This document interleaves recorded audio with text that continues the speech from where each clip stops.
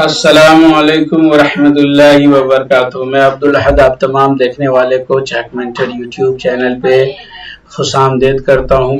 अभी मैं हाजिर हुआ हूँ आपके सामने। कई सारे प्रॉब्लम हैं जिसके बारे में जो है हम अभी डिस्कस करेंगे, या कई सारी ऐसी बातें हैं जिसको आप जानना चाह रहे हैं, इसी बारे में आपसे डिस्कस करेंगे। मोटी मोटी बातें ये समझ लीजिए। सबसे पहले जिनका ट्रांसफ़र हो गया है वो जो अपने नए स्कूल में ज्वाइन करेंगे तो उसका क्या प्रोसेस होगा, क्या क्या डॉक्यूमेंट उसे लगेगा, किस प्रोसेस से जो है उसे ज्वाइन करनी है, क्या क्या उसे डॉक्यूमेंट लगेगा, क्या डॉक्यूमेंट जो है वो ले करके जाएंगे और किस तरह से योगदान करेंगे। दूसरी बात वो कि जो किसी भी तरह के लीव में हैं, बहुत सारे लीव होते हैं या किसी भी तरह के लीव में है, तो वो किस तरह से जो है अपना योगदान लेंगे, कैसे ज्वाइनिंग होगा वो। तीसरी बात ये कि अगर कोई शिक्षक ऐसे हैं जो असंतुष्ट हैं अपने ट्रांसफर से, वो वहाँ ज्वाइन नहीं करना चाह रहे हैं, तो उसके लिए क्या प्रोसेस होगा। इन सारे बातों पे अभी जो है इस वीडियो में हम डिस्कस करने जा रहे हैं और उम्मीद है कि आपको ये पसंद आएगा। आपसे दो रिक्वेस्ट है, पसंद आए तो इसे लाइक एंड शेयर करेंगे और अगर आप नए होंगे तो इस चैनल को सब्सक्राइब भी करेंगे। आइए हम आपको लेके चलते हैं अपने स्क्रीन पे और फिर दिखलाते हैं। बिहार सरकार का ये देखिए शिक्षा विभाग प्राथमिक शिक्षा निदेशालय का आदेश है। ये आपको 21/6/2025 साहिला निदेशक प्राथमिक शिक्षा विभाग बिहार पटना, इनमें ये सभी बातों का जो है पूरा विस्तृत रूप से जो है वो चर्चा किया गया है। अगर आप इसे पढ़े होंगे तो समझ में आया होगा तो बहुत अच्छी बात है, और फिर नहीं समझे होंगे तो फिर मैं इसे आपको जो है पूरे डिटेल से जो है इसको अब बताने का कोशिश करता हूँ। सबसे पहली बात ये कि जिनका ट्रांसफर हो गया है, नया विद्यालय आवंटित है, अब उसे उसमें योगदान लेना है, तो योगदान के क्या प्रोसेस होंगे। सबसे पहले इसी के बारे में जो है इस पत्र में ये है फर्स्ट पॉइंट में आप देख लीजिए। संबंधित शिक्षक की शिक्षा कोष पर लॉगिन करके अपना स्थानांतरण आदेश सबसे पहले डाउनलोड कर लेंगे। ठीक है, डाउनलोड कर लेंगे और ई शिक्षा कोष से ही योगदान प्रतिवेदन का प्रपत्र भी डाउनलोड कर लेंगे। दो करेंगे, प्रपत्र भी डाउनलोड कर लेंगे एवं उस पर हस्ताक्षर कर नव पद स्थापित विद्यालय में प्रधानाध्यापक से प्रति हस्ताक्षर कराएंगे। यानी दो पेपर आपको वहां से डाउनलोड कर लेना है। डाउनलोड करके आप अपना हस्ताक्षर कर देंगे। हस्ताक्षर करने के बाद वहां के प्रधानाध्यापक से आपको जो है प्रति हस्ताक्षरित करानी है। आगे बढ़ते हैं। फिर संबंधित शिक्षक स्वयं द्वारा हस्ताक्षरित एवं नव पद स्थापित विद्यालय के प्रधानाध्यापक द्वारा प्रति हस्ताक्षरित योगदान प्रतिवेदन इस शिक्षा कोष पोर्टल पर अपलोड करेंगे।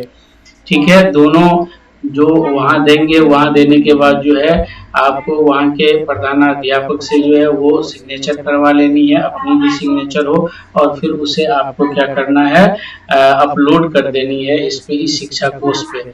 वैसे शिक्षक, अब आइए यहाँ जो है बड़ा इम्पोर्टेंट है, वैसे शिक्षक जो स्थानांतरित विद्यालय में योगदान के इच्छुक नहीं है, ये बहुत इम्पोर्टेंट बात है। बहुत सारे लोग जो है इसको जानना चाह रहे थे कि वैसे शिक्षक जो इसमें मतलब योगदान नहीं लेना चाह रहे हैं, उसके रिलेटेड पॉइंट नंबर 3 में पूरे डिटेल में जो है आपको चर्चा किया गया है। तो आइए वो शिक्षक या शिक्षिका जो लीव में है, यानी वो जो लीव में है,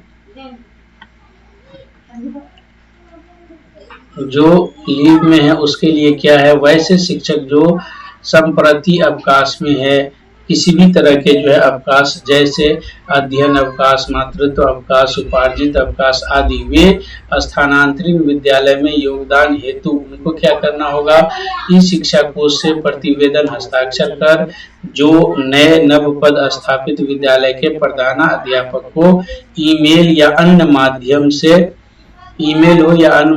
से भेजेंगे। ऐसे शिक्षक को योगदान हेतु भौतिक रूप से विद्यालय में उपस्थित रहने की आवश्यकता नहीं होगी। संबंधित प्रधानाध्यापक ईमेल या अन्य माध्यम से प्राप्त योगदान प्रतिवेदन पर ऑन लीव अंकित करते हुए प्रति हस्ताक्षरित करेंगे और उन्हें पुनः संबंधित शिक्षक को उसी माध्यम से वापस करेंगे। ठीक है, जिस माध्यम से उन्हें योगदान प्रतिवेदन प्राप्त हुआ था। संबंधित शिक्षक प्रधानाध्यापक द्वारा प्रति हस्ताक्षरित योगदान प्रतिवेदन ई शिक्षा कोष पोर्टल पर अपलोड करेंगे। यानी ये बात भी आपको क्लियर हो गया होगा। आप लीव में हैं तो आपको ईमेल या और किसी माध्यम से जो है उनको वो दोनों डाउनलोड करने के बाद उस पर हस्ताक्षर करके आप भेज देंगे। वहाँ से एचएम जो है प्रति हस्ताक्षरित करके, अगर आप लीव पे हैं तो ऑन लीव वहाँ लिखेंगे, उसको आपको भेज देंगे और फिर उसे आप इसको जो है अपलोड कर लेनी है। ये हो गया। अब संबंधित शिक्षक योगदान की तिथि से प्रविष्टि अपने लॉगिन ई शिक्षा को कोष पोर्टल पर करते हुए योगदान प्रतिवेदन अपलोड करेंगे। योगदान की तिथि की प्रविष्टि के साथ ही वे अपने पूर्व पदस्थापन के विद्यालय से स्वतः विरमित समझे जाएंगे। यानी जब आप यहाँ नव पदस्थापित विद्यालय में योगदान ले लेते हैं तो आप पिछले विद्यालय से स्वतः विरमित समझे जाएंगे। स्थानांतरण आदेश के आलोक में योगदान करने योगदान नहीं करने की कार्रवाई 30/6/2025 तक पूर्ण की जाएगी। आपको 30/6/2025 तक जो है ये काम कर लेनी है।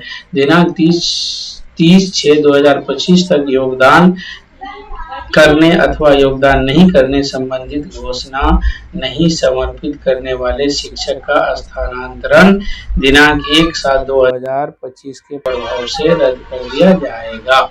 कि 30 तक जो योगदान ले या नहीं ले तो फिर उसके बाद उसे रद्द कर दिया जाएगा। तो उम्मीद है कि आपको जो है ये तमाम बातें समझ में आ गई होगी।